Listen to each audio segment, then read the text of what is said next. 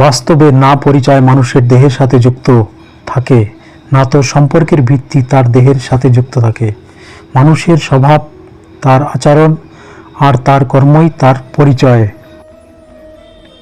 2. যদি কোনো ঘটনায় মানুষ ক্ষয়প্রাপ্ত হয় তবে তার পরাজয়ী হয়, আর যে মানুষ সব হারিয়ে শান্ত আর একাগ্র থাকে সেই জয়ী।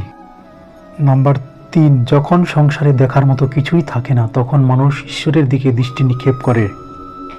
নাম্বার 4. গর্ব, অভিমান এবং অহংকার, এই তিনটিকে আমরা অনেক সময় একই মনে করি, কিন্তু এটি আমাদের সবচেয়ে বড় ভুল, কারণ এই তিনটের অর্থ সম্পূর্ণ ভিন্নধর্মী। এই তিনটি জিনিসের সফলতার জন্ম দেয় অভিমানের, আর যখন তা অহংকারে পরিণত হয় তখন সমস্যার সৃষ্টি হয়।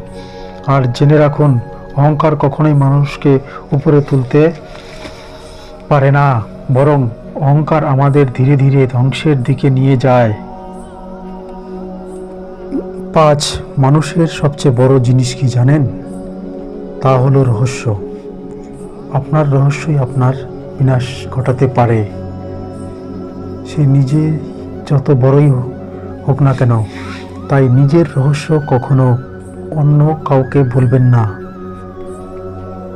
ওটা আপনার একান্ত ব্যক্তিগত। নাম্বার 6. আমাদের মানব শরীর পঞ্চ ইন্দ্রিয় দিয়ে তৈরি, যা আমাদের সব জিনিস ইন্দ্রিয় গ্রাহ্য করতে সাহায্য করে। যেমন চোখ দিয়ে আমরা দেখি, নাক দিয়ে শ্বাস প্রশ্বাস নেই, কিন্তু কখনো ভেবে দেখেছেন প্রকৃতি আমাদের দুটো কান, দুটো চোখ, দুটো নাসারন্ধ্র দিল, কিন্তু জিহ্বা কেবলমাত্র একটি দিল কেন?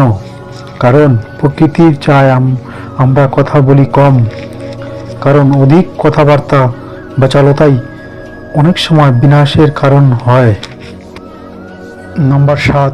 আকাশ কিভাবে বৃষ্টি সৃষ্টি করে সেবা করছে, কিভাবে সকলের মাঝে সে সেবক হয়ে রয়েছে। তার তো কোনো অহংকার নেই। সেবক হয়ে নাম প্রচারের জন্য ধর্ণা দেয় না কোথাও গিয়ে। 8. সূর্য আলো দিয়ে যে সেবা করে চলেছে, তার সেবার মধ্যে দেখো কোনো ভাগ না আছে, জাতি, ধর্ম, কোনো কিছু তাকে স্পর্শ করে না। তাকে দেখেই তো মানুষ সত্য জ্ঞান নিতে পারে।